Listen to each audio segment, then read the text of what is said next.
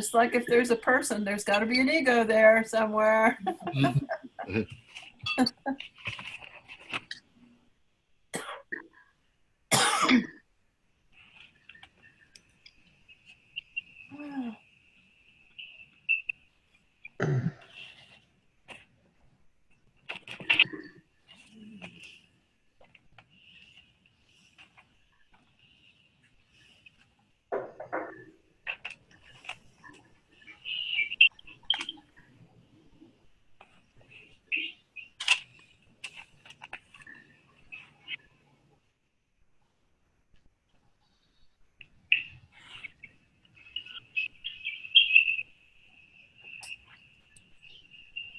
A little background noise here. Does everybody have earphones who can wear earphones? I don't. I can get it. But I do hear the background noise, the cool electronics. Yeah, I think sometimes it's reduced by wearing I mean, I don't really have, I guess I have some somewhere. I don't know where I do, but somehow it seems to reduce the sound if people are wearing them.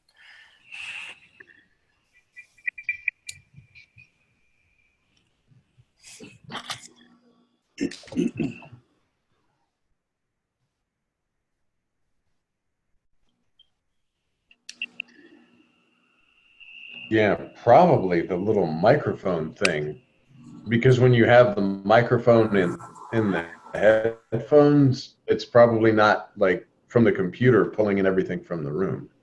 Right. Maybe.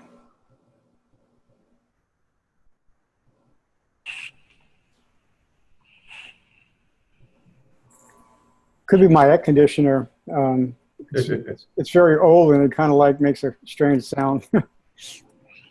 So it must be warm there then for you to be using air conditioning. It is, yeah. It's starting to get hot now. So. And we're frozen here for us. Yeah. I had an air conditioner from the 50s, and it finally died last year, I think, or about a year Oh, ago. wow.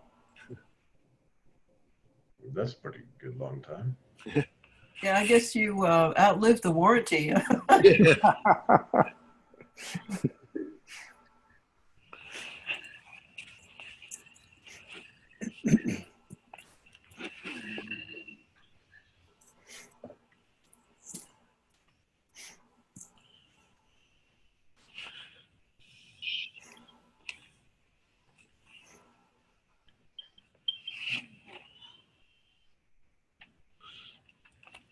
Well, I did have a question. I'll see if I can find it.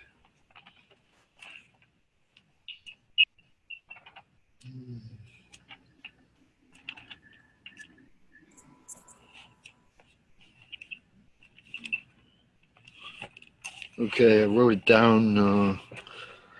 The Sargadatta says, I've been reading I Am That lately. He says the play here is written, rehearsed, planned. So this world of subject object type life is not. So my question was, since he said that it's planned, and made me think that we talk about being spontaneous, but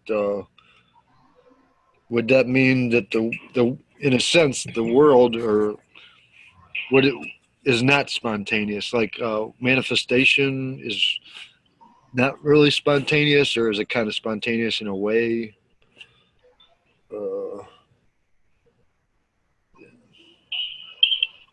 Like cause and effect. I guess if you think of things in terms of cause and effect, then it seems like not spontaneous.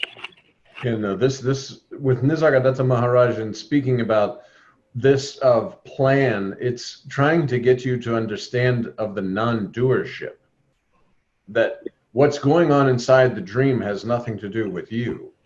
But there's no doership because In order for you to sit there and say, I'm an individual body in a world moving about, you start to sense that I'm doing something, I'm progressing, or I'm not progressing, or something like this. And it is spontaneous. It is because you, the selfless self, are experiencing truly nothing. You are not body, you were not body, you're not going to remain the body. How does this formlessness experience anything? How does this formlessness do anything? It does it through the instrument of ego, mind, intellect, body. And it's just in the dream. And when he says everything is already pre-planned, it's to take no doership for one of the characters that's in the story moving about. Because you're none of the characters and you're all of the characters. So when you disidentify yourself with this body, mind, ego, intellect, you're automatically, all of this is gone. You're formless. That's the reality.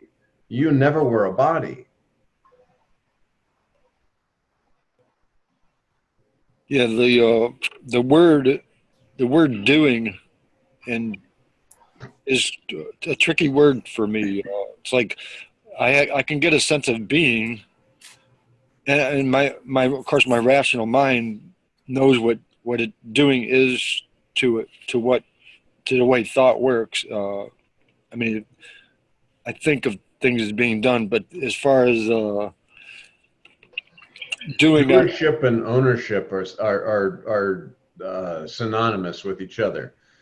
Doership and ownership, meaning the actions and things that are being performed with this body, you're taking the doership of as my actions, my whatever these, and that then puts past and future for expectations and previous things, and then the pleasure and pain principle start to come about, because it's like, okay, I don't want to experience this again, or I do want to experience this. Desires come up, all these different various things hinge on I am somebody else doing something in a world. But when you know yourself in a real sense, doership can't be. You understand, it just can't be, because you, the selfless self, have absolutely no way to do anything. You're formless, so you're using form, but you're using form as a characters, as if you're playing with Lego people, basically, and moving all the different forms about, but not to take ownership or doership of a specific body. Now, while you're here, and that's why Maharaj all the time says, do your job, do your duties, because in the moment, in this exact moment, something comes, you do something, some activity comes, like we talked about the water, pick it up, I do this activity, and then I leave it, because I don't take a doership of it. So my mind doesn't sit there and say, oh yes, this was very great, and then people are saying, no, it wasn't very great, and then I feel bad about it. Or, oh, this wasn't so great. You understand, there's no sense of ownership. There's no attachment to the deeds that are being done, because you ultimately know there's no doer, there's no deed. So where does the ego come into that? Doesn't the ego say, there's a doer who says, I've got to either avoid something or pursue something, and therefore, there's an agenda, there's judgments, there's all things come along with the ego, and so it's like you're pretending or somehow assigning some kind of reality to a doer, which in fact is not. But when there's non-doership, there's still picking up the water, drinking it, there's still action, but there's no attachment, and there's no me there to say, oh, aren't I great? I just did this, or I am avoiding something, or pursuing something, because it's just a simple action. So if the I am, what you're describing is the I am somebody else, which absolutely is dissolved. You'll see through this with mantra. And right. Once you see it just in a few moments of, oh yeah, no, I am somebody else, you have those moments of you without you, where the selfless self is experiencing cleanly. Right. And then it's known that in the other times where it's not, it's just because there's some kind of illusory mind, ego, intellect that's overriding Right. this knowingness that there's nothing actually there. Yeah, there's a belief in a doer because there's a stemming from the belief in the separation. I am somebody else has to go. Yeah. Because that's the trigger, that I am, and like Maharaj says, just I, formlessly aware, just I. But then there's I am something, I am somebody else. And that I am somebody else has to be dissolved. And then ego, mind, intellect become just functioning organs, like Maharaj says, instruments for you to use, because you have a body that you're using. And along with that body, you know, it's like if you were to buy the action figures in the store, and with the action figure comes the sword or the shield or something. Well, with the body, the action figure that you happen to be using in the moment, it comes with mind, ego, intellect. That's like prepackaged, batteries included. Yeah. Yeah, and one way to do it is the mantra, but then isn't it also effective to just sort of do an inquiry, like, oh, is there a doer here? You know what I mean? Just looking to Then the I am somebody else is doing an inquiry on itself. Yeah. I mean, you'll never get out of the I am somebody else, because the I am somebody else is doing the inquiry. There's a belief that there's an inquirer inquiring. Oh, okay. It's tricky. Yeah, I mean, if I'm an inquirer, that's just like the meditator meditating. I am going to sit for meditation right now and try to go to my selfless self as this meditator. And like Maharaj had stated about the lady who talked about Vipassana meditation or whatever, where there's an actual meditating on, I am observing the breath. I am, you know, feeling, I am observing the thoughts. All these things create a meditator and a sense of doership and strengthening, and I am somebody else that's doing all of it. With mantra, you're just breathing in, breathing out, mantra, mantra, mantra. A slow, silent erasure of all illusory concepts. And then you're seeing without these layers of illusion on you. And then you see that even this you, this I am somebody else, is a layer on illusion, and it just dissolves. It's not a, you know, it's just a slow, I guess like Karate Kid when they said wax on, wax off, wax on, wax off. Very just mantra, mantra, illusory concepts dissolving, wax on, wax off, mantra, mantra, mantra, without there being a somebody doing something. And then you'll start to experience times where it's just cleanly, purely, spontaneous, without an I am somebody else being created. And that knowingness will know that there's no need for this I am somebody else. And every time there seems to be mantra, because I'm using that touch of I am somebody else to perform the action of mantra. And eventually then the mantra and you are one. You become one with your selfless self, and the entire world is appearing on your spontaneous presence. Yeah. There's never any agenda. You know, it's like a sattvic agenda. It's better to have no agenda at all. I mean, there's there's no you to have an agenda. It's literally scenes passing in front of you. That's the only way really to describe it. It's like the scenes are changing and you're totally into it in that moment, involved in the scene, and then that scene passes and it's gone. It's just, you know, it's just gone. That's it. There's nothing happening, nothing going on. It can be recalled later if it's like on the calendar. Oh, did you meet with Joe yesterday at noon? Well, yes, I did. This is common, easy, no problem. But there's no footprints. There's no like heavy anchors holding you into yesterday or pulling you into tomorrow, because you're not there. It's formlessly aware. Yeah, I think that's, you know, but I just wonder about people who've experienced traumas, you know, and that get re-traumatized, you know, that's must be hard to deal with, because then body mind brings up, oh, I want to avoid this again, because the situations are painful or, But again, and Maharaj would say, prior to beingness, there's no pain, there's no pleasure. Anything that you've been through in this illusory world is absolutely illusory. You, the selfless self, have not been touched. You could say trauma of whatever kind. Maybe your parents beat you and locked you in a closet, but you, the selfless self that you are, has never been touched. Right. It's not possible to touch that. So remain with your selfless self, and the instant that you touch your selfless self and you are there in with yourself and you go deeper and deeper in your selfless self, it is absolutely seen and known that you're formless.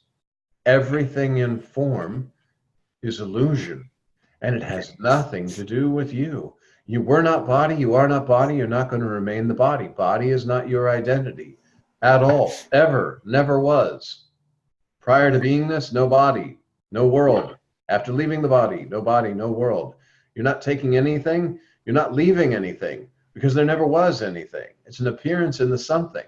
And good experiences, bad experiences, you're not an experiencer. There's no experience, no experiencer. In order to have an experience, it has to come along with the body. We talked about this last week. You can't ask a question without believing yourself or stating yourself as a body. And so all experiences this body may have experienced things, but you, the selfless self, never did. You're formless. Yeah, you have to, the realization of that is essential. Absolutely, but when you know yourself, and that's why Maharaj says, all the speaking, all the spiritual talk, all the spiritual books, when you know yourself in a real sense, they can all be thrown away because they were just there to get you to your selfless self. Once you have known yourself in a real sense, the entire world is absolutely illusion. It's seen. And then there's no attachment to the world. There's no attraction to the world. You're still using a body in the world, just as if you, the dreamer, were using a dream body, but you absolutely know it's a dream. So if you saw terrible things inside the dream, well, this is not good, but it's a dream. Me, the dreamer, is not affected by this at all. And it's the same. When you know yourself in a real sense, all of this manifestation, all of this world that you're seeing, the body you're using, everything in form is appearing on your spontaneous presence, and you have nothing to do with the illusory world. Nothing. And every time the mind sits there and tries to present a thought in form with you, the formlessness, it's disregarded automatically. There's nothing. You have no worries. You have no trauma. You have no, unless you want to believe in that, you can certainly create a conceptual world in your mind through thoughts identified with that there's been a lot of trauma, and therefore my next experience, I'm bringing that trauma into that next experience, and naturally I'll behave this way because I'm so traumatized by the past. But you, the selfless self, never were traumatized, never had any of these things happen to you. And once you know yourself in a real sense, it doesn't really matter. But you have to know yourself for real. It can't be intellectual. It can't be like, oh yes, I understand that I'm the selfless self and all of this kind of stuff. Because like you just said, trauma, any kind of bad things that happen to you, even really great things that happen to you, your mind believed in that these things happen to me means there's a body identification. And I am somebody else in a world that these things, good or bad, are happening to. It's not true, but if you believe in it, it will certainly seem that way. Well, there almost seems to be a cellular, Cellular has to do with body and doesn't make any difference. So that concept can be tossed immediately. All the ideas of the chakras, like Maharaj says, and he's basically kind of just saying, listen, it's really great that you got all this spiritual knowledge about the illusion, that you can take apart this illusion in so much detail and talk about chakras and sattva, raja, tamas, and all this stuff that you came across with the body that you are not, that never was. So you have a lot of knowledge that's absolutely, completely useless once you don't have a body. But see, you never were a body, so truly the knowledge is useless now. After leaving the body, is any of this useful? The chakras, the cellular memory, and the fact that, I mean, you can really go deep. Look on the internet and just start surfing the internet for all the different spiritual concepts that are available to you to be bought so you can continue keeping away from your selfless self. Well, I know there seem to be some kind of structure in the illusion, which, a lot of people get into. And that's, and I love Das Bode. Every time it talks about the world, it says, okay, understand that there's nothing. Yeah. It's only Brahman. That's it. You, the selfless self, formlessly. Now, there's a stirring in that nothing that appears to be something that causes wind. And then we have fire. And then there's the Vishnu and this guy and that guy and all these guys, and all this stuff is created. But it starts just like the Bible opens up with, in the beginning, there was the Word. And that was it. Yeah. And that's it. That's it. In the beginning, there was the Word. So everything came from the Word. Everything came from and appeared on spontaneous presence as illusion. Yeah, the Bible is almost saying everything's a concept, because it's saying that the Word came first, then all the concepts came. So that's almost like a confirmation of that. All of it is. Because it's you, the selfless self. It's just a roadmap back to your own self. All the stories and all the religious texts are just to show you that except your selfless self, there's no God, no Brahman, no Atman, no Paramatman, no Master. Nothing is there. We want a God to save us. Do what? A God to pray to. It's hard. Well, again, remember that there is a God, but he is not that.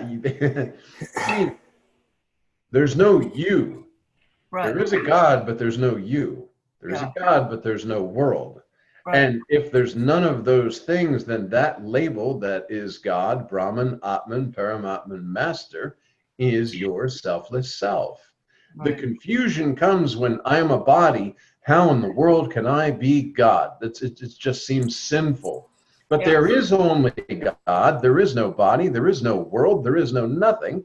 And that you are has been labeled Brahman, Atman, Paramatman, God, and Master. But you're the one doing the labeling, thinking that you're something separate from what you are. Mm. No. Throw away the labels and it's just you. Mm. And you have no need to label because it's just you. Labeling is just the egoic sense of trying to separate and trying to label this and that because I appear as this, therefore there's that.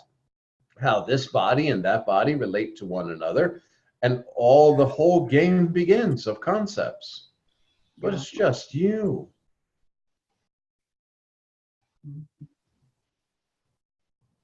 And you are not body, you were not body, you're not going to remain the body. Accept your selfless self. Selfless self, meaning no self, no mind, ego, intellect, no body, no world. Accept your selfless self. There is no God, no Brahman, no Atman, no Paramatman, no Master. Nothing is there except your selfless self.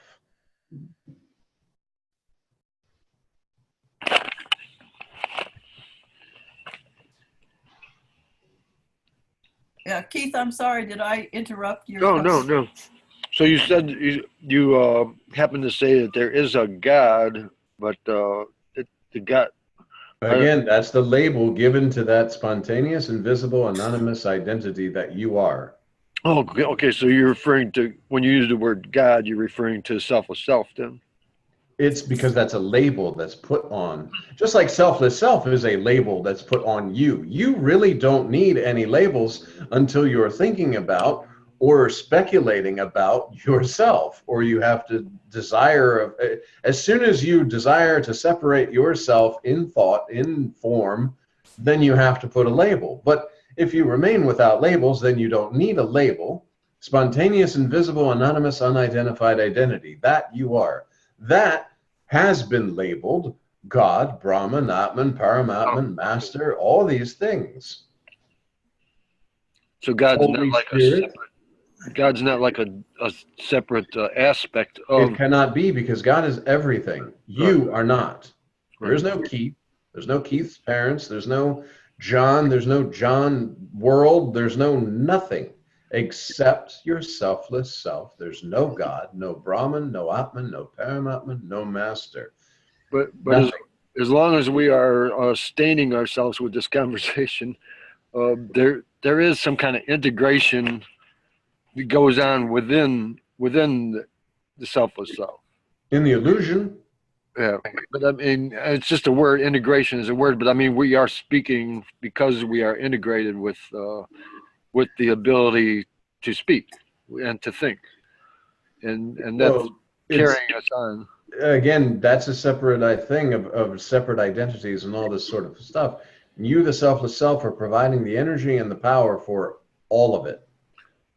But it is in a sense being though, because it is going on. It is here. It's observable. It's due. I mean, you could say In the illusion, yes. Just like in the dream, you could say that all the things are going on inside the dream, and that even you in the dream are doing all these things, and all this is happening, and trees and birds and all that. But you, the dreamer, are just dreaming. It's one, and you're dreaming the whole thing. From its own perspective. From its own perspective, it is real, or it is being then. Its own who? It from the perspective of being in the illusion and looking at the illusion, it appears to be being. Only if you identify with a body that you are not. Because once you don't identify with the body, then there's like, it's just scenes, and there's not even the idea that it's an illusion, or that there's nothing there. It's space moving in space. So unless you take the form of a body, which you are not, and then you have that I am somebody else in this body moving around. But see, you, the selfless self, never were a body, just like the dreamer never was anything inside the dream. The dream arose from this dreamer, and this entire illusion appeared on your spontaneous presence. But none of it's true. None of it. All of it, it's prior to being this and after leaving the body, the only thing that's there is you. All this you have seen or been or done or was gone. It never was. But somehow the selfless self allows itself to experience itself as if it is, as if there is being to this these images. Again, know yourself in a real sense, and it's instantaneously. This is. Well, for me, it's a kind of gradual. I mean, like it seems like there's degrees of being free from my mind. Like I can Free get from mind is just don't identify, because mind is just a flow of thoughts identified with as my mind. So without identification, then the thoughts aren't identified with. You're absolutely free of mind. There seems to be degrees of identification. It's like I can be really heavily identified, and that's when I'm really suffering, or I can be like studying spiritual text or whatever, and or if I'm doing inquiry, in both cases, sometimes I open up into what is like almost no identification, but there's still maybe there's a hint of identification, because I'm still observing what's going on from kind of, as if That's not identification, though. The observing can happen without anything identifying. It's just seeing. Yeah, so I guess that's the tricky part, is to distinguish between identification and observing, or just seeing clean without identification of anything. And you just said already, if there's even one time that you've done that, that's your natural state, obviously, and all these other things are your non-natural state.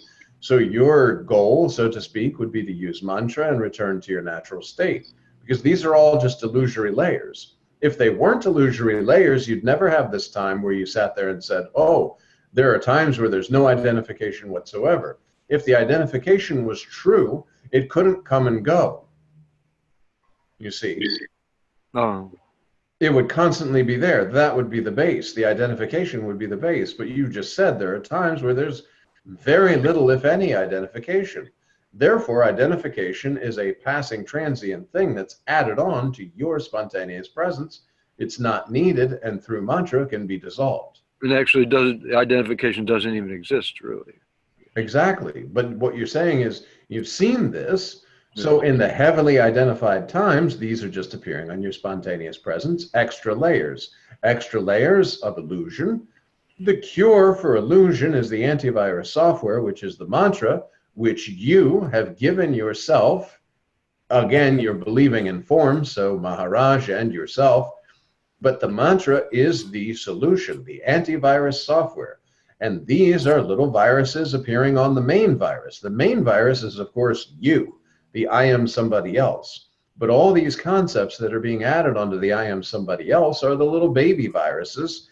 And mantra allows these baby viruses to be removed slowly, silently, and permanently to attack at the root. The root of the virus is I am somebody else in a world, in a body, and it all is not true. When I'm not identifying, I see this. So if that's the case, then see, identity couldn't be. Otherwise, it would be there all the time. Just like when you're in meditation and you feel, oh, you feel this formless sense of presence and there's nothing else and everything is just, you're just focusing on that I am. Well, that means all the other things that are appearing on that I am are again illusion. Because why? Because if that wasn't the case, you'd never would have that, because these would be states added on. But you're you, and these are the layers of illusion added on to that you are perceiving. The I am somebody else is extra. It doesn't need to be, and will be easily erased with mantra. It has to be earnestness. Just like if somebody broke into your house tonight, put a gun to your head and said, by tomorrow morning, if you don't know yourself, I'm going to shoot you. Right there, you have to realize there's nothing, or you don't have to, but there's nothing individual about. Oh, right then you would just do mantra and say, you know what? I got to know that there is no selfless self by morning, or I'm going to get shot in the head. And the only thing that I can do is a mantra, because all these other illusory concepts, all this fear, all these things that are going to be appearing on my spontaneous presence are going to distract me from the purpose of knowing myself in a real sense. And it's the same right now, you know. That's what I think we talked about before. If it was the end of the world or whatever, that's beautiful, because there's no time to think about, oh no, it's the end of the world. It's just, whoop, it's finished. That's it. So in a situation where I have to know, I must know myself in a real sense. No more messing around, no more stupid books, no more anything. Mantra, because Master has said, meditation, mantra. Invite the attention of the invisible listener and put all your attention on the mantra, being one with your selfless self and watching the entire world appearing on your spontaneous presence. No more games, no more playing spirituality. I must know myself in a real sense. So we get comfortable with what is actually discomfort. We love our concepts because you don't have to do any work, really. You're the lazy man on the lazy river and the lazy boy. And you don't have to do anything, because your concepts can, you know, and more concepts can breed more concepts. Somebody says, oh, past life, future life, and you start to look up past life, future life, and you go down the rabbit hole of this concept. And then maybe at the end you're like, well, you know, I didn't really like that concept anyway. And then another one comes. But the main root concept, the tree has to be pulled out by the roots. I am somebody else is false. And all this false world appears on that one concept. The sense of presence dived into just I, and then even that, there's the knower of that sense of presence of that just I, and then there's just, whoa, there's nothing in back. Except your selfless self. There's no God, no Brahman, no Atman, no Paramatma, no Master, nothing is there. The final destination. And of course, Maharaj has already said, how do you do it? Meditation, mantra.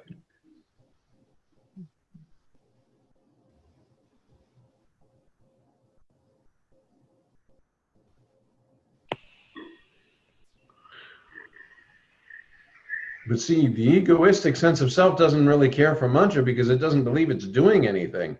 If I attend 100,000 retreats with a ton of different masters, my egoistic sense of self can say, I'm doing something and I'm learning a lot and I'm really getting this spiritual angle, you know, because I'm feeding this body knowledge so that I am somebody else acquiring all this body knowledge so that I will not, under any circumstances, want to give that up.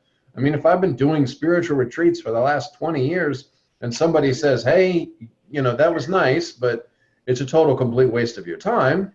I hope you enjoyed the tours. Now, please just do mantra and invite the attention of the invisible listener and be on your way. But then the egoistic sense of self says, whoa, wait a minute, you know, to tell me that all that was a waste of my time. But, you know, what about the sattva? But see, just like Maharaj, and Maharaj uses this example all the time. I wanted to get to Nashik Ashram. You were given a map.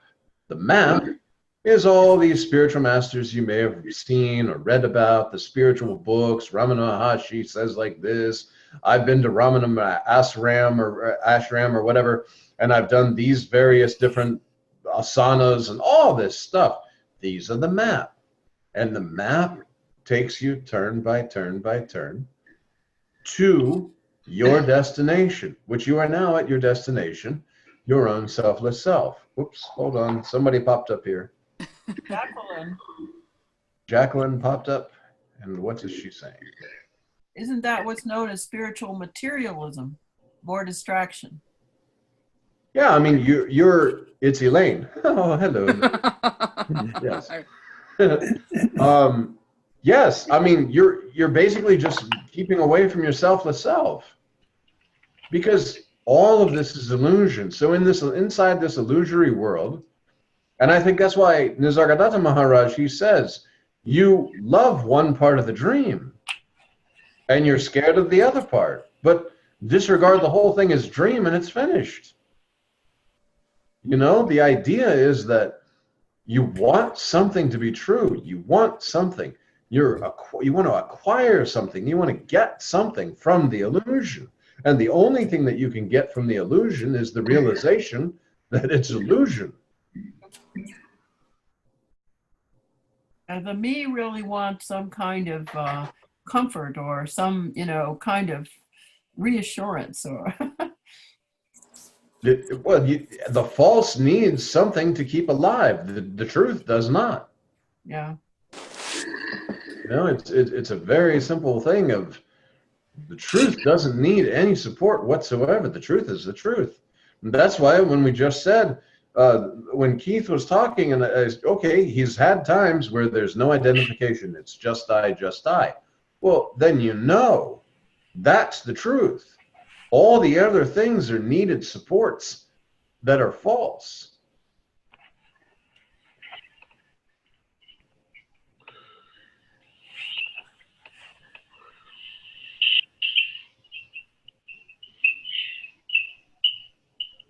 Oh, the chat popped up again. Oh, there we go. Okay. One of the challenges I've always had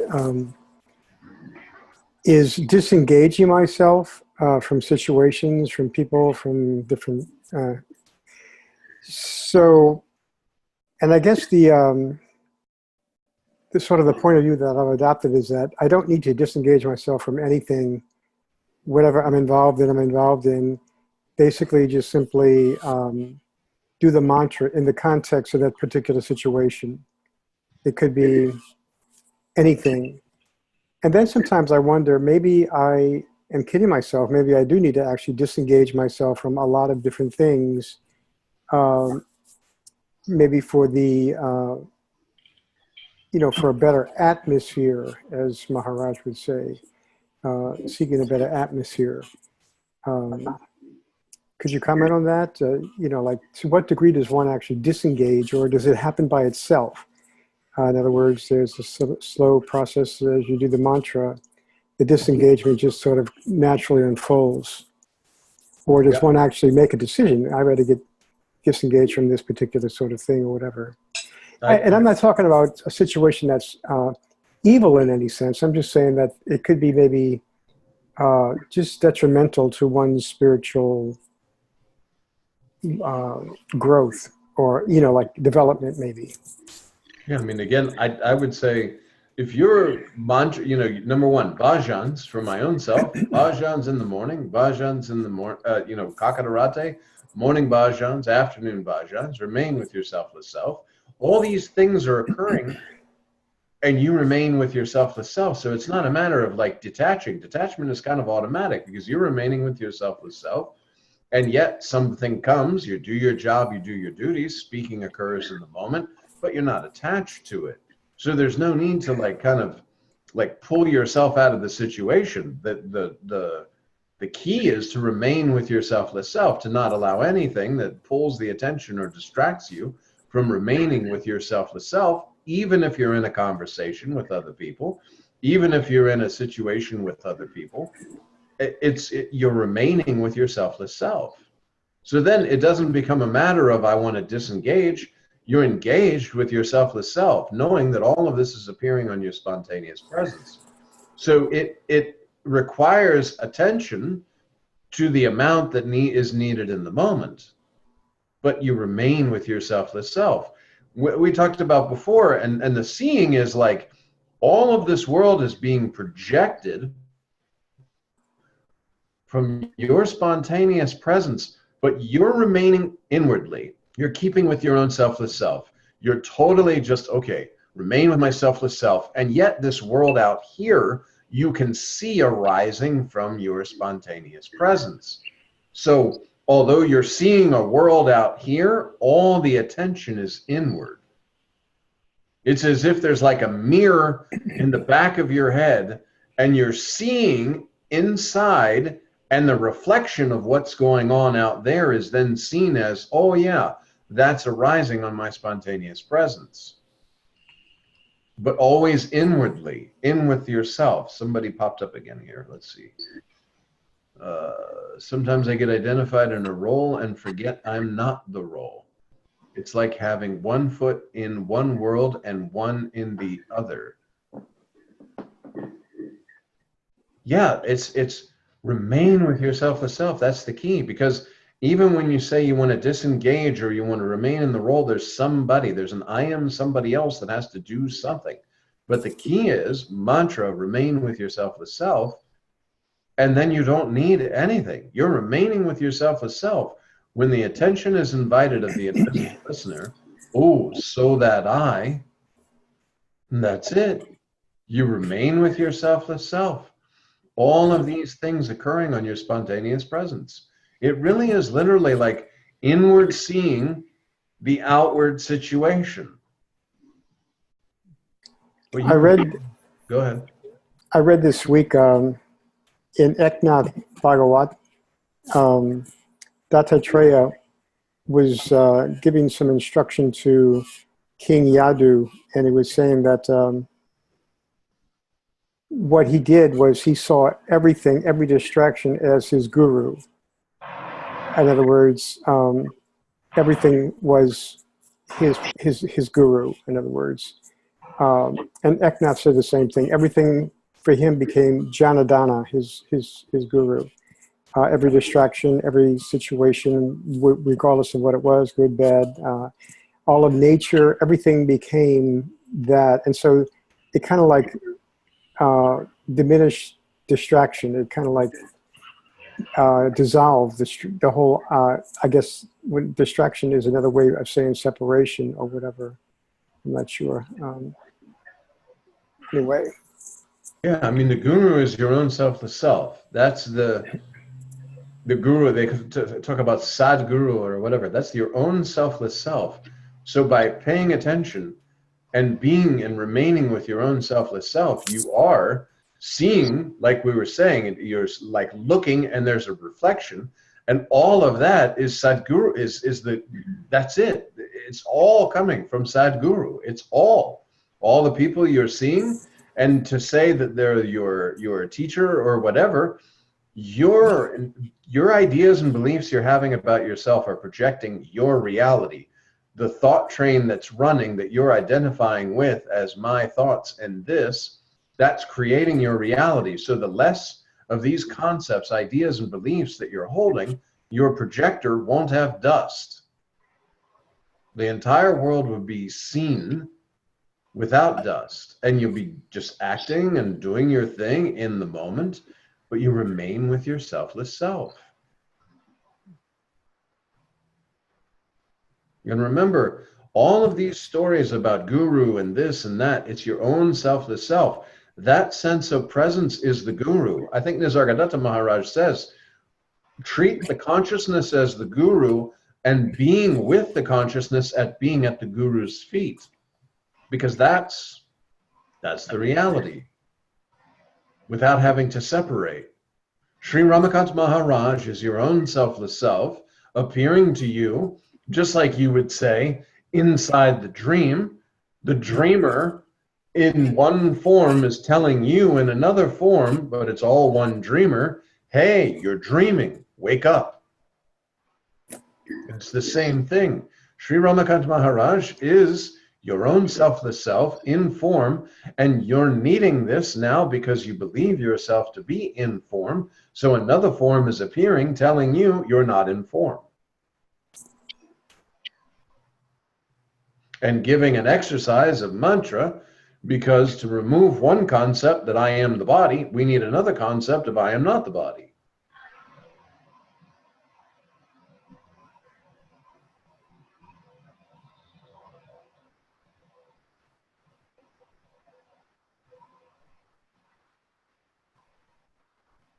Popped up. Yes, knowing who I am, indeed.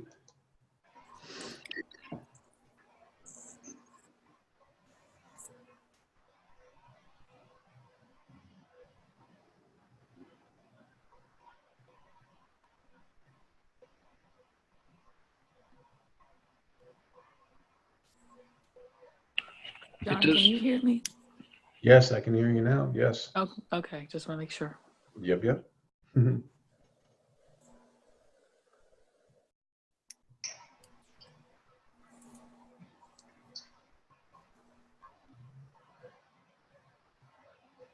It does seem to be gradual. Something gradual is growing, or I don't know, with doing the mantra, but I still have trouble. Maybe this will come, but the ability to do mantra while I'm wrapped up in situations, or like in a conversation, I can't do mantra while I'm talking to somebody or doing things. I can't seem to do two things at the same time. Well, it's probably running in the background. Like we were saying, if you do mantra and you can concentrate on mantra and you're meditating with the mantra, remaining with your selfless self, eventually that's going to continue. Just be continuous. You'll be sleeping, and while you're in the sleep, the mantra will continue running. The mantra continues to run in the background. And then, like you said, okay, you're having a conversation. You probably are concentrating a little bit on what's going on. You have to say this conversation, especially at work. And then when it's finished, it just right back. And I would also say that when you see yourself not, okay, you just, go right back to it. So Right. after the conversation, I know many times, and I'll kind of hear it in my own self when I'm walking down the hall after having had a conversation. And then I'll even notice I'll sync more with the breath with it, and just okay, and then walk down the hall. And so that's it.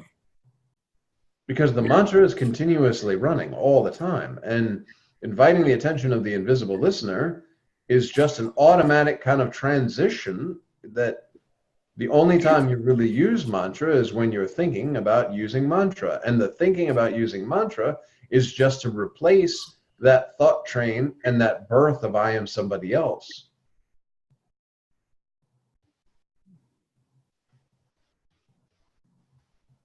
Are you saying the mantra is running in the background non-verbally?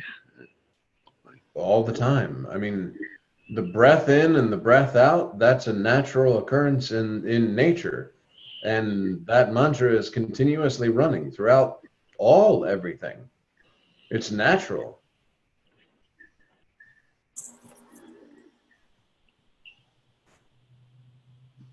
So would you say it's there when you're asleep? If you are doing the mantra as you're going to sleep, you know, sometimes that's what I do, you know, the mantra is running and I fall asleep. So does that mean the mantra keeps going if I'm, you know, there's no longer, you know, the consciousness has changed from awakeness to sleep, but the mantra is continuing because that's what was going on before I dropped into sleep. Well, yeah, and sleep and deep sleep and waking all appear on your spontaneous presence. They're just states.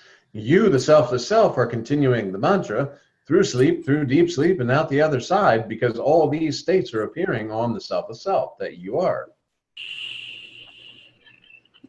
You become one with the mantra, and it's just continuously running. So how much repetition of the mantra allows it to get to that state of automatically running? In other words, like Maharaj says, spend some time with you. It's like any other kind of habit, really. You'll see, like when you're in a grocery line and there are people and maybe you're getting a little irritated, you'll see, do you revert immediately to mantra or do you allow the irritation to occur? Yeah. And the truth is the mantra is always there. You just have to fade away the attention there, place the attention on the mantra, become one with the mantra, and then the entire scene is appearing on your spontaneous presence, and this is easily seen. Yeah, sometimes I think the irritation is there to remind me to do the mantra. Yeah, of course. Mm-hmm. All of this is arranged for you to know yourself in a real sense. Mm-hmm. And you, the selfless self, are setting the light, the stage, the camera, all the things that are occurring to know yourself in a real sense. And because Maharaj, like Maharaj says, every moment is very, very precious. Because the moments that you're getting irritated are the moments that you didn't use mantra. And the irritation was created so you would use mantra. Well, the other thing I've noticed is that the moments that I'm irritated and not using mantra are wasted, and they cause distress. Yeah. So then I can eliminate and reduce that distress a lot by just going back to mantra naturally. Yeah. And breathing.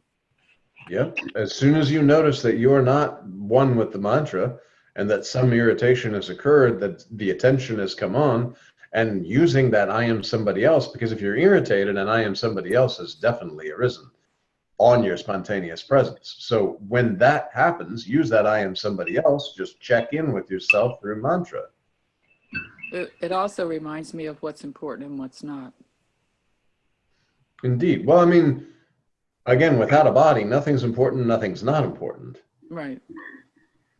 So, but I mean, if I'm getting all wrapped around the axle about something, I've forgotten. And when I go back to mantra and when I breathe, then I can think clearly. I know what to do spontaneously. Exactly. It'll arise because you'll no longer be involved in it. You'll no longer believe that, you have a stake in whatever's going on, that it's just appearing in your spontaneous presence. It comes and goes very quickly. Yeah. Well, and that's kind of what I meant by the comment about having one foot in one world and one in another.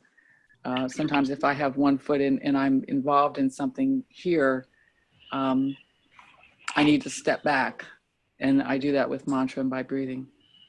Yeah, exactly. And then I find that I'm more effective in my role, my world role or whatever. If that makes sense. Yeah. I mean, it is because everything is just, you're an actor. You're playing your role to the best of your ability, but you absolutely know, well, I'm formless. All this is occurring in form. has nothing to do with me. And any time that I start to believe it has something to do with me, I use mantra so that I can refresh my memories. Oh yeah, I am not these things. Neti neti, because so that I.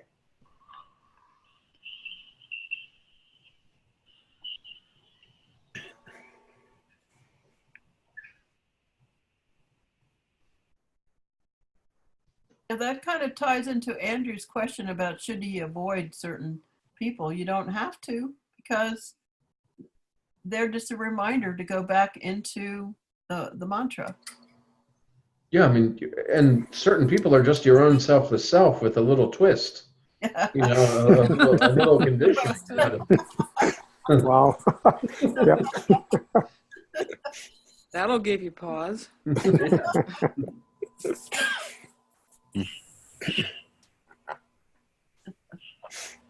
But I see what the way I related to what Andrew was saying was, for instance, I have things that I put in place of the importance of doing mantra, like entertainment specifically. Like I'm very much into music. I go to music shows, and I know I can still do mantra while the music's playing, but a good portion of the time I forget. You know, I just get wrapped up in the music or whatever. So that's not. It's like creating an atmosphere of distraction from mantra, actually. I mean, it's entertainment, and entertainment is entertainment. Just don't get all, you know, like people who sit there and watch the news and listen to every single solitary little thing that's going on, and all this mind is just going, going, going. You know, that's an unnecessary thing. But if you enjoy it, okay, you know, whatever. But remain with your selfless self through it. Again, you could watch the news remaining with your selfless self. And there'll be no commentary then. You won't have anything to say about anything. It's just scenes flashing on a screen. This ability seems to be growing some. So. Yeah, I mean, and again, remember, growth has to do with I am somebody else in a body in time, Right. growing. It's So still it's a progressive step. It's good. yeah. You know, the less you believe in the false reality of concepts and all these things, and I am somebody else and I'm having all these things, the less you believe in that, it's good. But again, still, you are the knower of this sense of presence, and all of this is appearing on the spontaneous presence. And truly, when you know yourself in a real sense, time snaps, because there's no point on the map where time can be. There's not. Time is more like I look at my watch, I'm supposed to be someplace at 5:30, and well, here I am at 5:30, okay. But time is not that psychological time of, oh, I hope this happens, and you know, I'm really looking forward to this experience, or I'm really looking for it. It is not like that at all, because there's nobody in it. And when you say that you're progressing, the truth is the selfless self doesn't progress, nothing. It changes. All of these changes are appearing on the nothing on that nothing that changes. It does not change. All the changes appear on the nothing. It's the appearance of something between the nothing. Nothing. There's an appearance of something we call world, and all the people and all this activity going on now. That appearance goes away and becomes back to nothing. But it always was nothing. There was just the appearance of something. So to measure yourself, and Maharaj says it's very good. If you want to measure yourself at all about how your spiritual progress is, those 6 qualities: the forgive and forget, I wish I got to write those down actually, but it's like, you know, forgive and forget, very no disturbance, no attraction to the world, no desires, and all these sort of things, and that selfless self-worship that just it burns inside you, that the devotion to your selfless self, the devotion to Master, knowing that Master is that selfless self in form, that oh wow, that's a powerful thing. And then, you just spontaneously, you want to do bhajans, you want to do these things. And it's just like, it's just you're worshiping your own selfless self all the time. And you want to remain with your selfless self. Nothing out there is attracting you. And Maharaj also talks about the opposite of that, the degression or whatever, the 6 spiritual poisons is like anger, greed, hatred, jealousy, envy, lust. The 7 deadly sins. Yeah, basically, those are the poisons to the spirituality, to your spiritual life. Those are the kind of the birth centers of egoic sense of self, the I am somebody else. Because all those things are, ego is digging in deep and wanting a fight, really, usually. Yeah, pride is a good one too. Yeah, I think pride is one of them. Maybe it's not lust, it's pride. Covetousness, lust, gluttony, envy, anger, and lust. I know hatred and jealousy are definitely one, because if I'm jealous of you, then right away we're separate, because and all my attention is on why do you have this and I do not, and how can I get it from you, and all these kind of, that's definitely then a sense of separation. If you're my own selfless self, if you're a multimillionaire enjoying being a multimillionaire, why would I be jealous? Yeah. There's not, okay, in the dream. And see, that's the other thing too. If you take reality very seriously and you're not seeing it as an illusory dream on your spontaneous presence, then you will want stuff. Like when your neighbor gets a brand new car and this and that, and another person that has a brand new house, but then you think, okay, it's a dream world. Like in my dream, if I have a big house or if I have a little house, when I, the dreamer, wake up, what was the difference? There's none. There's, okay. In your dream tonight, if you dream you're a millionaire and you've got, you're driving around and you may not want the dream to end. You wake up in the morning, no, hit the snooze. I want more $1 million. Yeah. But that's the thing, because you become so attached to that. Yeah. And then it's like, oh yeah, but see, if you were to dreaming, You get miserable. exactly. Well, And you that's start comparing everything. that statement about it's harder for a camel to fit through the eye of a needle Exactly. than a rich man get to heaven. Yeah. That's what that. Because a rich man is going to want to stay rich. A rich man is going to have so much attachment to the possessions that if, when in the Bible, Jesus says, drop all your possessions and follow me. If your possessions are like one jug of water, okay. But if your possessions are like palaces and, soldiers and armies and gold and silver, you might think twice. Although the Buddha did that, he left Yes. a rich family, and so did Saint Francis. Actually, he came from a Yes. rich family. Yes.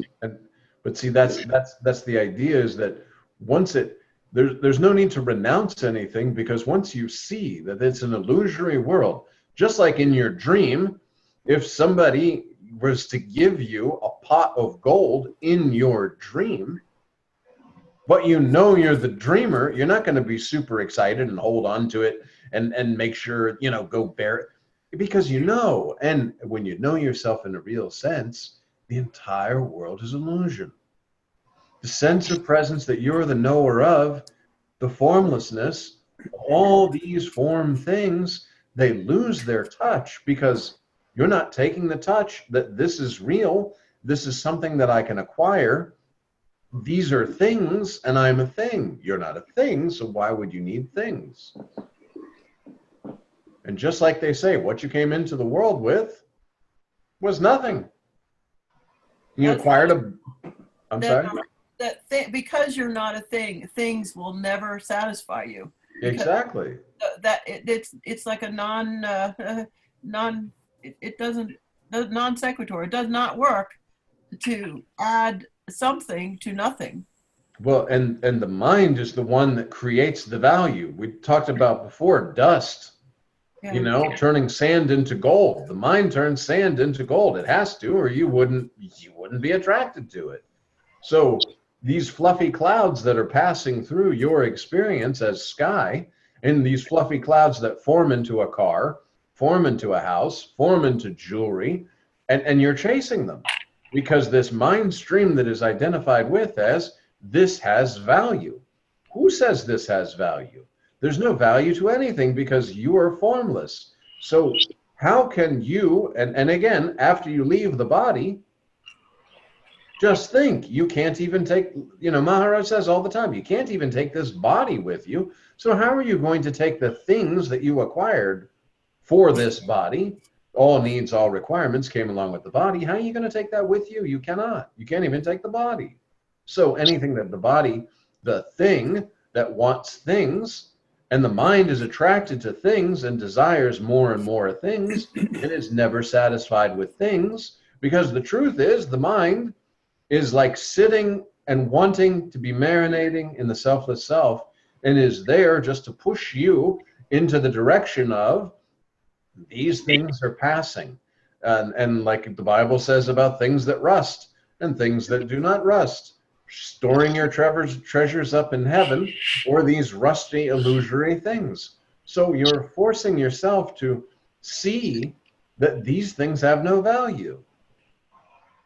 Well, the other thing that the Buddhists say is an interesting part of that is that they look at that as craving. And it's kind of like drinking salt water. Once you crave something and you satisfy that craving once, you just want more. You just crave more of it. So it's never satisfactory. Exactly. It's like the mind creates this mirage out of dust, and then once you touch the dust and it's yours, then or once you touch the thing, it seems, at least my experience is, it just immediately turns to dust. It has no value, and then you want more. Yeah. And it's the mind that is believed in this flow of thoughts. Right. Ramana Maharshi had something one time where he was saying, this pen will provide all the happiness in the world, and then you want this pen. You say, yeah, I want this pen because this pen's going to provide me all the happiness. And Ramana, he says, no, you can't have this pen. It's like, oh, because your mind's stirring. All the happiness in the world is in this one pen. I want the pen. Then the next day he comes, okay, you offer him money for the pen. No, you can't have the pen. By the third or fourth day, you're burning for the pen. Why? Because this mind is going and flowing and irritation is coming because this desire is unstoppable. Finally, he says, here, have the pen. And you feel this sense of peace, this happiness. Why? Because your mind is no longer bothering you about acquiring this object for happiness. And yet then it comes up with another one. It has no happiness. There's no happiness in this. It's a temporary happiness. And then you think, oh, wait a minute. Once that temporary happiness is gone, only because there's lack of disturbance. But see, you, the selfless self, when you're not desiring and not attracted to outside things, there is no disturbance.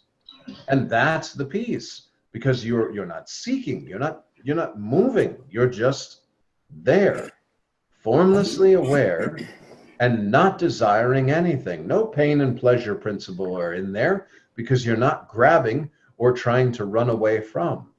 You're just formlessly aware. One of the things that, I reflect on and try to kind of like come to some sort of resolution or whatever. And I don't know if it's necessary to come to a resolution, but the whole idea of being in relationship, I mean, like I live with all kinds of people who don't really think or believe what I think and believe. And,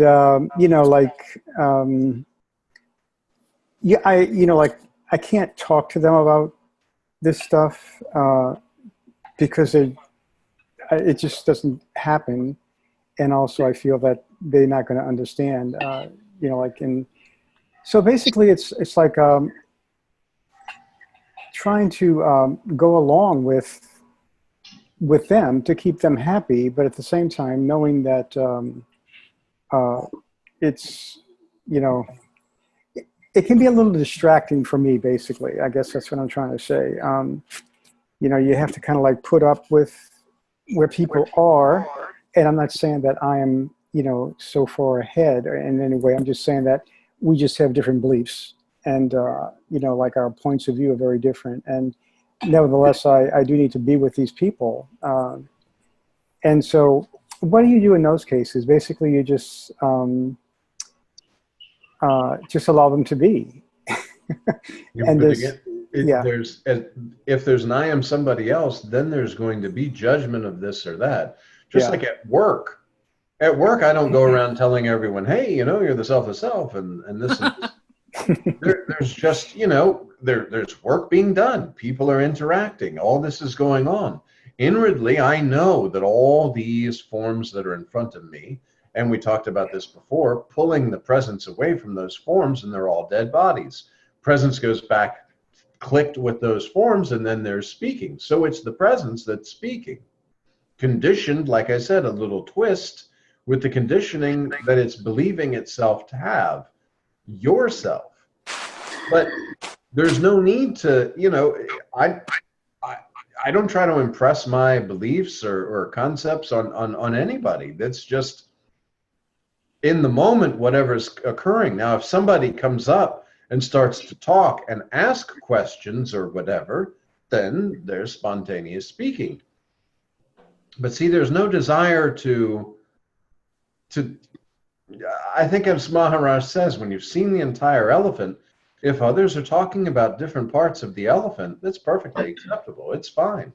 Mm-hmm. No worries. Unless someone asks, is the elephant really like this? Otherwise, there are so many, and see, spontaneously, you will find the commonalities. Just like, again, talking Christianity. The selfless self can speak about the reality through the language of Christianity, through the language of Buddhism, through the language of Islam, through the language of, I don't know really any other religion, Jewishness or whatever. So it doesn't really make a difference. But there's not an I am somebody else trying to impress their ideas. I'm sorry, go ahead. I was just going to say that, for instance, like I need to work. I got to do things that I don't really feel like I necessarily would do if I was by myself, for instance. Mm-hmm. But you go along with it because it's the whole, I guess it's the whole question of duty, the idea of duty. It's, I guess the best approach to take is simply to offer whatever one does in terms of duty as offering it to the master, mm-hmm. offering it to selfless self, even though it may be not something that I would really particularly care to do. And I don't believe in what I'm doing, but nevertheless, it's because other people have the belief in it, and you're living in a series of relationships that you got to kind of like do that sort of thing. I guess it's, it's like maybe raising the son, for instance. You have to do certain things, although, at the level of your son, where your son is and so forth, you got to, certain duties that you got to go through. So basically that's kind of like one of the things that I'm looking at right now in terms of the whole idea of duty. What are my duties? Do I disappoint people by saying I'm going to disengage from those duties and so forth and so forth? And again, I guess the only thing that really makes sense is, this is all mental thinking and it's not going to go anywhere. Basically, it's just simply doing the mantra. Because what you're talking about is an absolute clean break. I mean, it's from illusion to reality. There's no relationship whatsoever between these two. That's correct. It's just a total clean break, and that's what conviction is. When one makes that break, they know it, and that's that. And so I guess it's simply doing the mantra and just putting aside all these kinds of thoughts and so forth, or issues or whatever.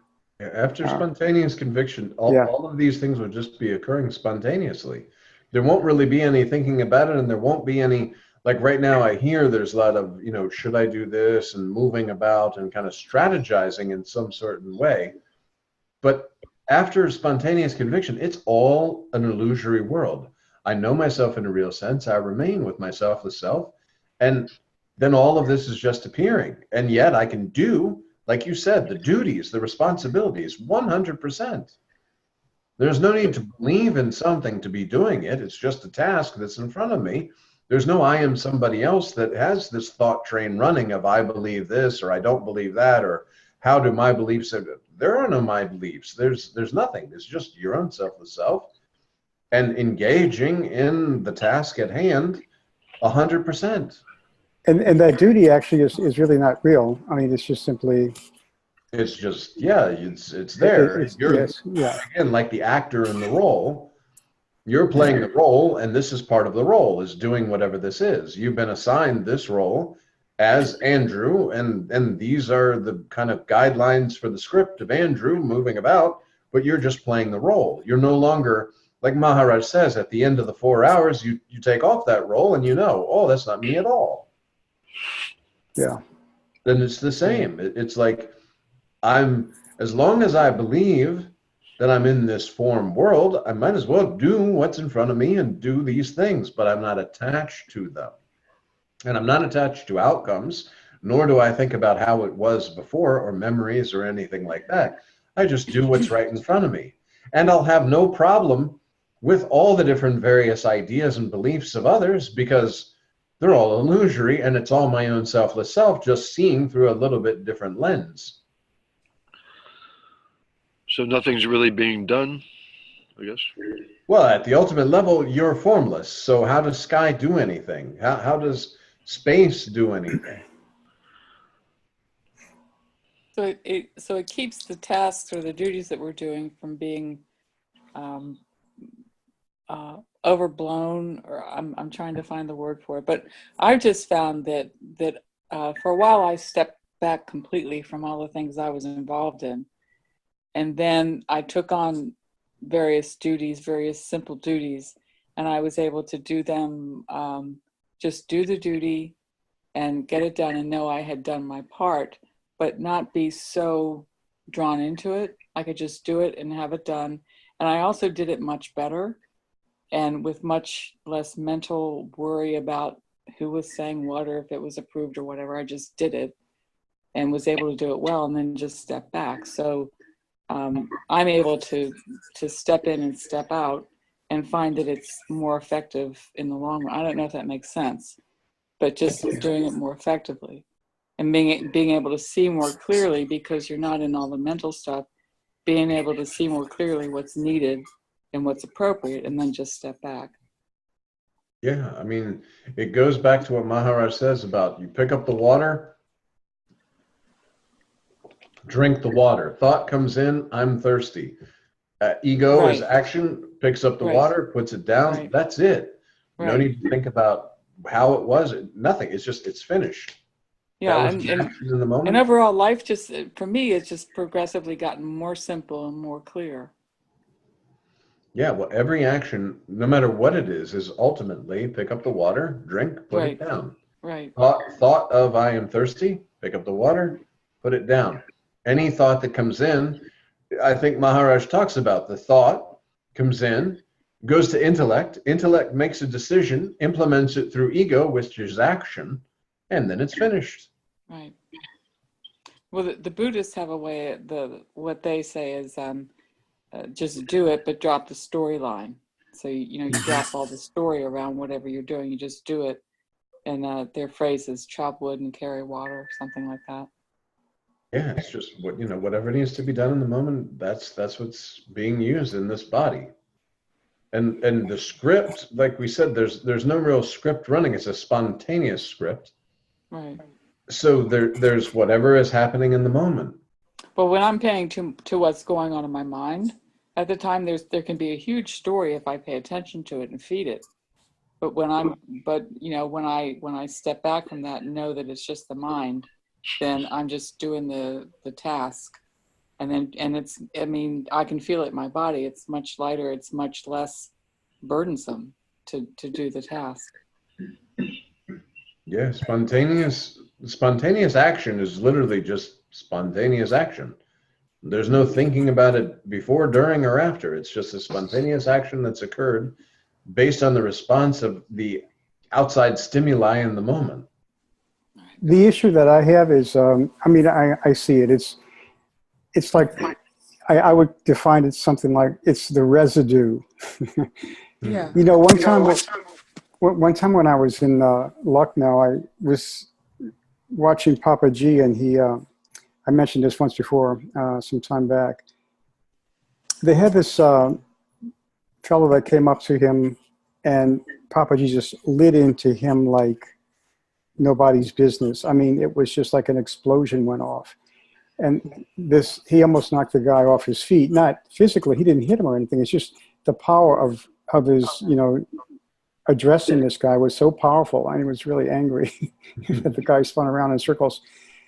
In the very next moment, Papa G was absolutely transformed into this very gentle, kind guy with another person that came up before him, which is to say there was just absolutely no identification or residue from one thing to the other. You know, it was just a happening. And so basically that's what I see. I find myself, I know St. Ignatius of Loyola, when he wanted to get the Jesuit order recognized by the church, he went before the Pope, and he laid before the Pope what his plan was in terms of creating the Society of Jesus. And someone asked, and the Pope agreed to it. He accepted it, his proposal to form that religious order. And someone asked St. Ignatius, what would you have done if he had said no? He said, it would have taken me maybe around 15 minutes to get over it. Mm-hmm. That's residue. I mean, and that's kind of like the thing that I deal with oftentimes. Like, you know, I don't have that clean break. There's just not that spontaneity where there's just action, period, boom, and that's that. There's absolute freedom from it. Just acting, and that's that. You know, basically, there's a certain length of residue depending on what it is, and so forth and so forth. Once in a while, I can do something completely, you know, like challenging, and there's no residue whatsoever. But ordinarily, it's always working with that in terms of the mantra. It's like recognizing that, and kind of like time for the mantra to kind of like, and then even when I do the mantra, it still kind of lingers for a while. It gradually wears off. It'll come faster and faster and faster when you return to your natural state.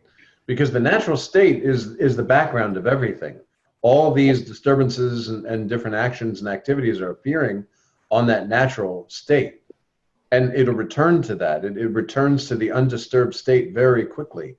And it'll be more and more and more quickly when the I am somebody else is not running, and instead mantra. Ooh, I'm very angry. I think Maharaj has talked about like a parent that scolds a child. There's a love underneath that. So there's a scolding that happens, but then it's not so deeply impressed. It's not so scolding like, you know, you're screaming and yelling at your child or beating your child or any kind of craziness like that. It's a scolding, but against the background of peace and love. And when you, the selfless self, are interacting with your own self in different forms, knowing yourself in a real sense and knowing that it's an illusory world, anger or something like that can arise, but then it quickly goes back to the natural state because it's not as deeply impressed. The less and less the deep impression is, the more you're remaining with your selfless self. When again, like you let the horses go out and you're in the chariot and they start to pull you, you have to pull back on the reins. You pull back on the reins with mantra. And when there's the recognition that this attention has gone out and there's a belief that this something is important and I'm angry about it, but then when it's seen, it passes. Mm-hmm. Anger and all these sort of things are just thoughts flowing in nature, and different feelings come. We talked about before of being sad out of the blue for no reason at all, but kind of enjoying this sadness because you're just feeling it. Okay, sadness. And then it goes.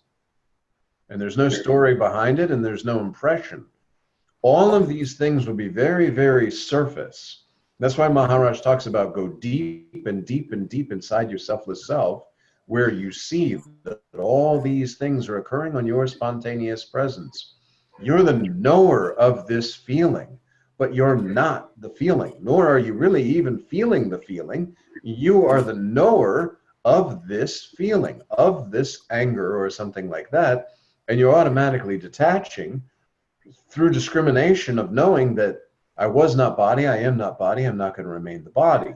This is a form world, these things are happening, and poof, that's it.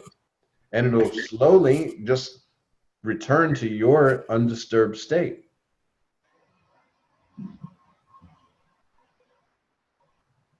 I like the analogy of the horses and being in a chariot and having reins, Yeah, because my emotions, depending on, I guess, how well I'm caring for myself, my emotions can be unruly like wild horses. yes. And just breathing and using mantra is, just like bringing them under control, bringing them back where they're supposed to be. And it's a feeling of safety that I like. I mean, knowing that I can do that, because I used to not know that I could have any control over my emotions. Yes.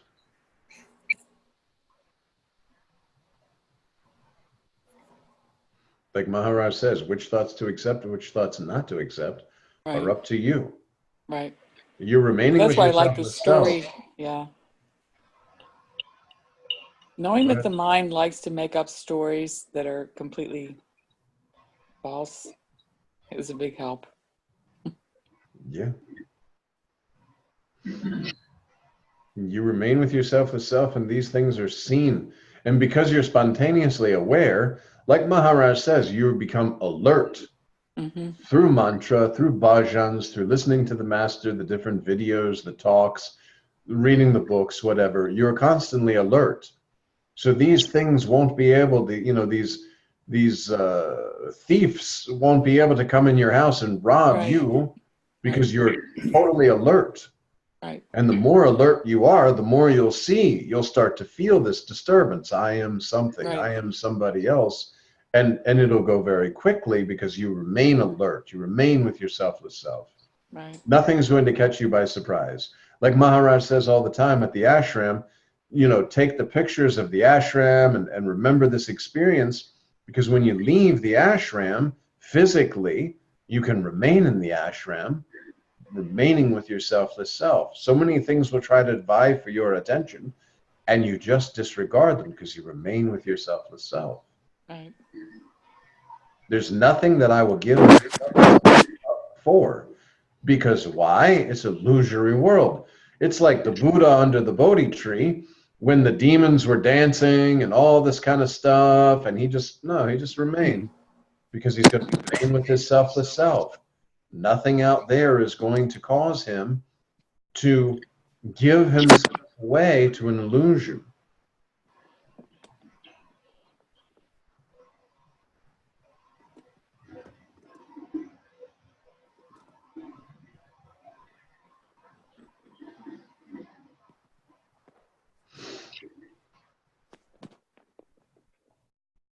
The mantra is really the key. It's so very, very, very important. Spend some time with your selfless self, sitting in meditation, sitting and doing mantra.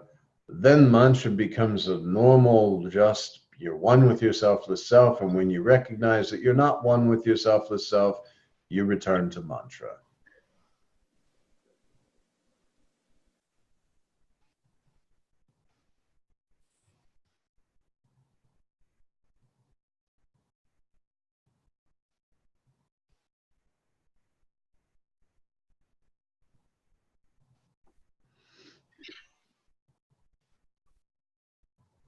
I don't know if anybody else has trouble going to sleep, but I do, because I don't. One reason I don't get enough exercise because I have a bad back, and I don't get physically tired enough to go to sleep. And so one of the things I've found that helps me go to sleep is I do the mantra, but if I just do the mantra itself, it seems to keep me somewhat energized. But what I do, I do the first word of the mantra, and then I count one. Then I do the second word of the mantra, and then I count two. I just go up to either 5 or 10, but somehow counting along with the mantra, because I don't know if it is a sleep technique to just count. But counting with the mantra is just, it's like you get to do a mantra and count at the same time, and so it does tend to help me fall asleep.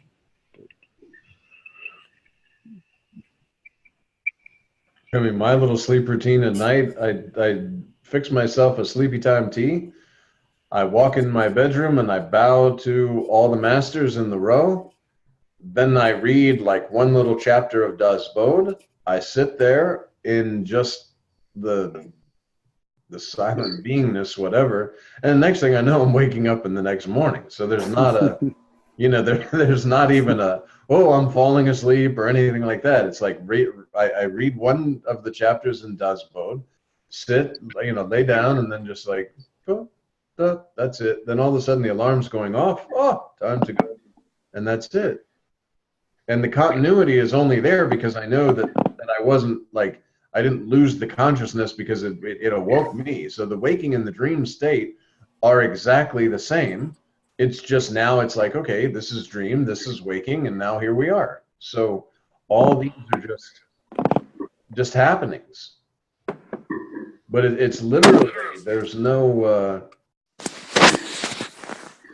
real thought process of I'm asleep or I'm falling asleep or I'm doing this to go to sleep.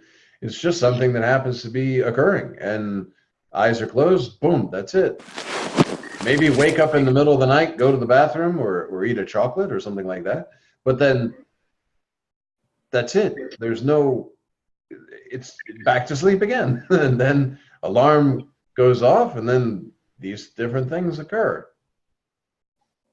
But it's just like sleeping is just like drinking the water. I'm sorry, go ahead. Oh, I just wondered if since you've been doing all the mantras and since you've been doing the bhajans and all that, have you noticed a change in the quality of your dreams? I'd have to say no. I don't, because I'm trying to think. Not all the time is their dreams. They're no.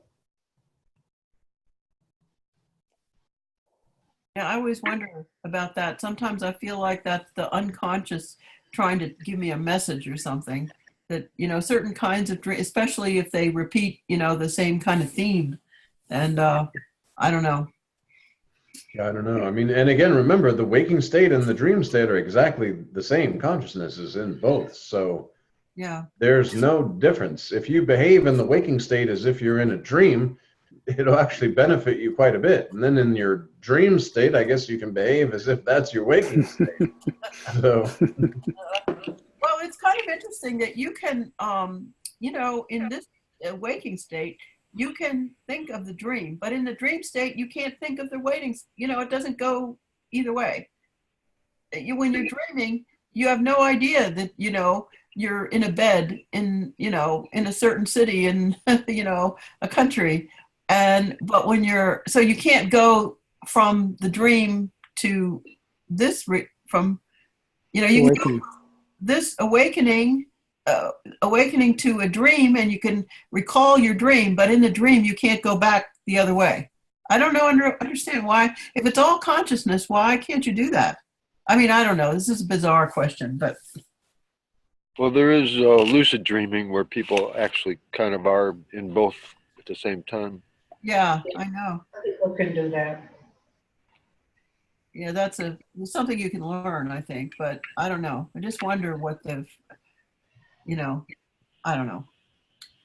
Not really worth wondering about, I guess. Just interesting. well, and again, you, the selfless self, you're not involved in the projection. The projection is just occurring. Right. The I am, the beingness that's appearing on your selfless self is actually one that's the character, so to speak. and then the idea that I am this character. Oh, okay. Maybe. But even the dreamer in the dream that's projecting this whole dream world, and there's a character in the dream, doesn't know that they're the dreamer sleeping. Just like in the waking state, you are actually nothing to do with this form world whatsoever, Right. and don't know really anything about that. That's what I mean when I say that there's just such a clean break between the two. Between the two, it's unimaginable. It's just I don't know. It's just there's absolutely no identification, no attributes, no. It's just formless, basically. There's just nothing. You know, The I am, Yeah. the beingness, the sense of presence is Yeah. the bridge. right. And maybe because this world and the dream world are both projections of the mind, whereas in reality it's beyond the mind. You know what I mean? So the two things that they have in common, the dream state and the waking state have in common, is the projection of the mind. Whereas when you're in the selfless self, there's no mind there and there's no projection. So it's a two different, realms, I guess you could say, because the mind isn't involved with you go beyond the mind when you're in the selfless, when you recognize the truth of yourself is not it. The mind can't go there. Like Because you, the selfless self, the absolute selfless self, there's nothing there except your selfless self. There's no mind, ego, intellect, no world, no concepts, no words, no nothing, no knowingness, no awareness of awareness. There's nothing. right. Maybe that's what that that saying gate para gates parasam gate is gone beyond. That's the that's part of that mantra. That is a sort of a bhajan, I think. Gate para gate parasam gate bodhi svaha. Anyway. I don't know this much, but it sounds okay. Well, it's part of my bhajan training, which is different than yours. Okay, it's good. But yeah, there's nothing, like Maharaj says, the ultimate truth. It's final destination. Nothing in back of it. Yeah. Anything that can be in back of it are just layers upon your spontaneous presence. Yeah. And there's nothing. There's just nothing. All of this is appearing in nothing, and will dissolve back into nothing. So there's nothing. There's no nothing. We all can sit around going, there's nothing. Yeah, there's nothing. And anything you can say about nothing is then again creating a mind-created concept of something. Yeah. One of the things that gets me is just this is something that I need to kind of like move beyond, I guess, but just a feeling of responsibility for people. And that's a somebody that's feeling responsible. I know that. Yeah, because you're taking yourself, like Yeah. Maharaj says, you're posing yourself in body form. Yeah. He did a whole talk about like one Brahma harming another Brahma. If we're all Brahma, then why does somebody go and rob and kill somebody in the parking lot of Superfresh or whatever? Why? How does that happen? But see, that's, again, you're taking yourself as the body. As soon as you have the body identity, then there's separate somebodies. But in truth, there's not.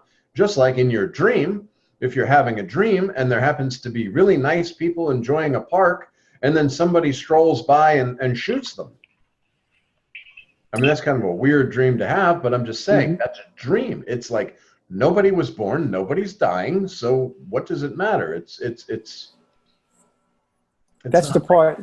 That's the part that I'm getting at. Like, it's such a clean break. It's just. Yes, because it's just really. but once you know yourself in a real sense, it just, that's it. It snaps. Okay, I'm not this. I can't be this. So it doesn't make any sense to be this.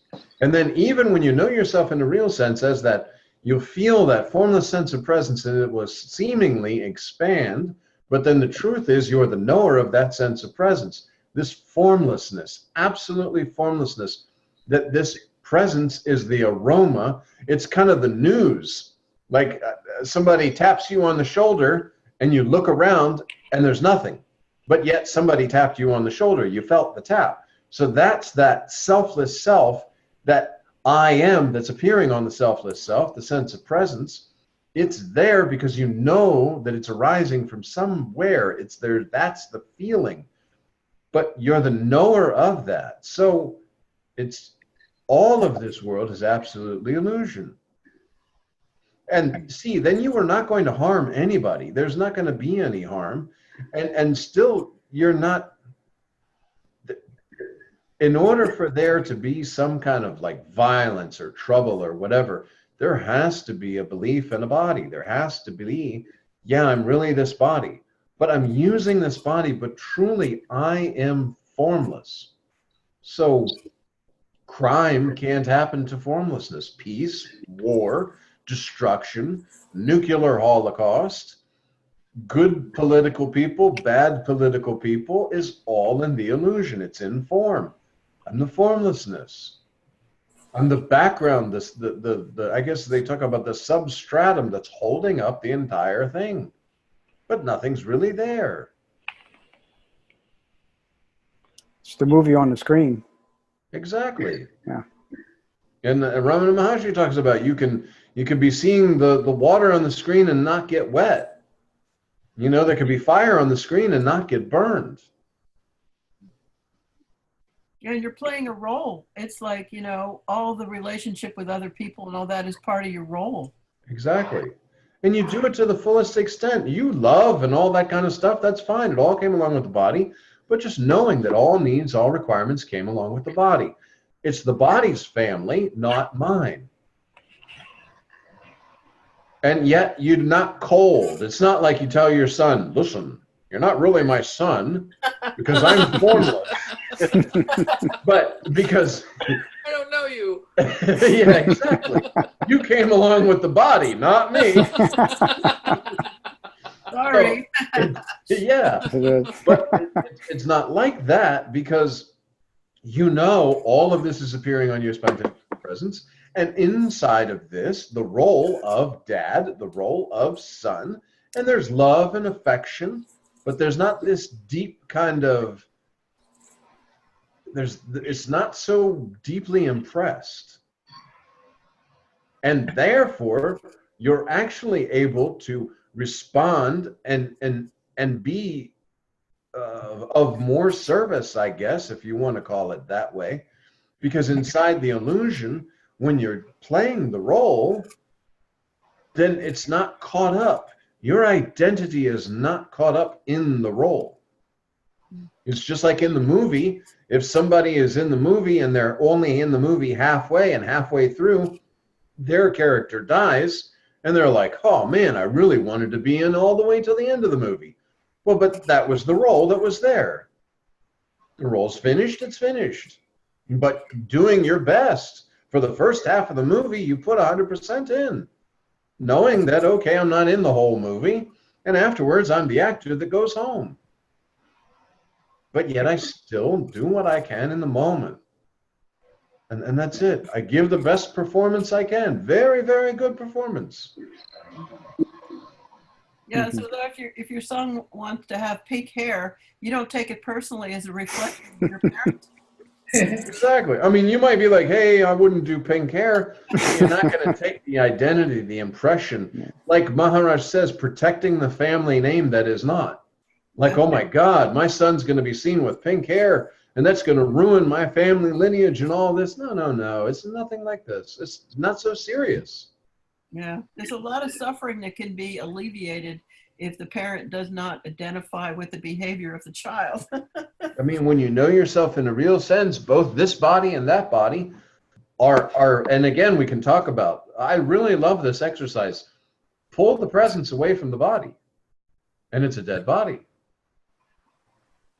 Presence goes back and clicks with the body again, and they're speaking. But that means it's just the presence, the spontaneous presence that you are. Once you know yourself in a real sense, my presence is in every being. Flavored a little bit differently, labeled as son, labeled as father, labeled as this and that. But just like Maharaj says, one body, so many different relations.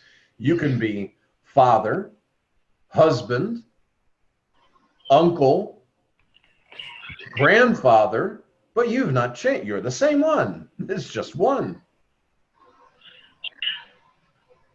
And you're one with the sun also. Mhm. Yeah, all needs, all requirements came along with the body. All the body knowledge, all the attachments to the body, all these things.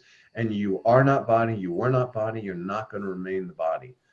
Body's not your identity. When you know yourself in a real sense, this identity with the body snaps. And yet, the body's still available as an instrument and comes along with mind, ego, intellect. It's just not so deeply impressed. Well, I think you should get pink hair. Pink hair Pink hair? with your son, and you can be the family. Yeah, I mean, whatever. It's all going to happen and occur just the way.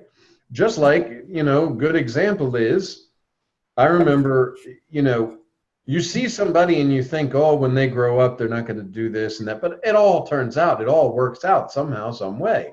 Because the story is just running. And it's the selfless self that's creating all these scenarios. It's the one selfless self moving everything around. And it's all for the totality.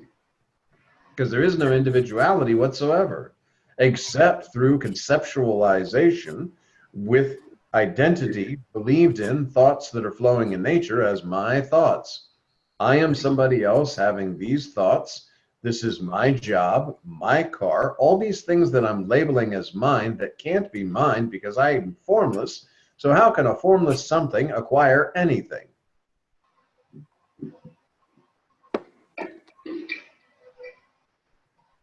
And why would it want to? Yeah, there's no, I mean, Only if it's Good point. identified with the body. and again, the turning sand into gold, and that's what the mind is there for. It's the alchemist, as I think it's called. You know, the mirage.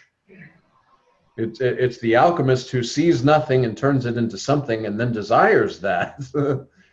You know, not only is it absolutely nothing, but then the mind kind of takes this old junky car and puts it a little bit more shiny and shines it up and all that. It's still a junky car inside. But then it creates this desire that I have to have this. Look how shiny it is. You know, it's polishing a turd and calling it gold.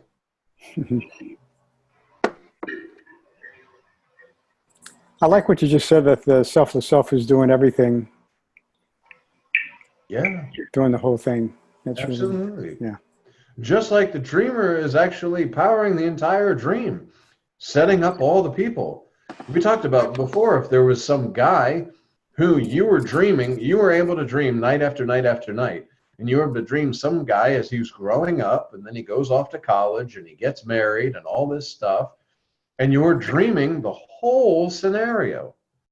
And whether they have children, or whether they get divorced, whether they live a long, happy life, all of it is coming from you, the dreamer. Right. And yet, if you were a character inside that dream, you'd be seeing the timeline, the events, because you'd be identified with one of the characters and see it from the point of view of a character, and it would seem like a life. You know, you would seem like a life, especially if you were identified as the character who was going off to college. I talked about this before. This character, Jim, wanted to become a doctor, and he was off to medical school, and you woke up and you never dreamed that dream again. Is that fair to Jim? But there's no Jim. Exactly. But he never got his medical degree, so you must be really terrible. Well, it's like if you have a dream at night and you're not achieving the dream. Exactly. But the other people inside the dream, were they upset that he never got to finish college? He never became a doctor. All his life, you dreamed every single night, night after night after night, how he progressed and he was just about to go off to medical school and fulfill his dream. And then you woke up and you never dreamed that dream again. Well, that is going to happen. There'll never be another John. There'll never be another Trish. There'll never be another Keith or a Andrew or a Jacqueline or, a Mary. There'll never be another one. Exactly. And that town that you were dreaming night after night after night after night, and then you stopped dreaming it. What was the town destroyed? Did all the people in the town die? Well, it's like you go to the movie theater. When you leave the movie theater, the movie's over. Exactly. I mean, you aren't upset because the movie didn't continue. Exactly. So Star Wars ended that episode. Exactly. It's like, it's finished. Yeah. There's like a famous story where two, Buddhas they're walking down the road, and one of them, they're walking by a river, and one says to the other, "Can you go get me a drink of water?" And the other guy leaves, and he goes down to get the water, but he sees this beautiful woman. He falls in love, and she takes him home, and she marries him, and they have all these children. And then a big flood comes, and all that's taken away from him, and he goes back, and the guy says, "Oh, what took you so long with the water?" So this whole lifetime, and it goes along with the idea of no time, because in a flash it was almost like a dream. He went and he met this beautiful, and he had all this whole lifetime, and he comes back and, "Oh, okay, here's your glass of water." Indeed. And that's because there's going to be, like Maharaj says, the tenants leaving the building. As this gets deeper, that all of this is nothing. It's going to return to nothing. There's an appearance for a time. Show's over. That's it. That's finished. But you, the one in whom all this, the background where all this was arising from, you still are, but there's nothing to know. So this has to be kind of imbibed in you. That's absorbing the knowledge. Like we can all talk about and talk about the Buddha story and how time doesn't actually exist and all that. And it's fine until it relates to a me. Yeah. Then it's like, whoa, but Oh, that's much. yeah. Then it becomes personal. Why? Because there's an I am somebody else that's trying to survive. And that goes back to what Maharaj says about the ants. When the ants are there and you pour the water, they believe, the selfless self believes that it's in this form of an ant. And when that form of an ant is terminated by this water, it's finished. So it fights for survival. But knowing yourself in a real sense, I never was the ant. The water can't touch the formlessness. That doesn't even make sense. I know myself in a real sense. Just like the breath, breathe in, breathe out. And there's no more breath in the body, but breath is still everywhere. I think that's the clue that we're at the end of our. Yeah, But- I saw that.